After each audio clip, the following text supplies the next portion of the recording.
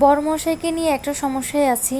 আমরা থাকি নন্দীরহাট, তবে নন্দীরহাট যারা সেলুনের দোকান আছে তারা হচ্ছে যে সুন্দরভাবে আমার বড়মশাইয়ের চুল কেটে দিতে পারে না। মানে ওরা কেটে দিতে পারে না যে এমন না, আমার বড়মশাইয়ের চুলের শেপ সুন্দর নাই, তো ওনার বন্ধুর কাছে হচ্ছে যে একদম খুব সুন্দরভাবে কাটতে পছন্দ করে। আর ওই ভাইয়াটা হচ্ছে যে খুব সুন্দর করে আমার বড়মশাইয়ের চুলগুলো কেটে দেয়।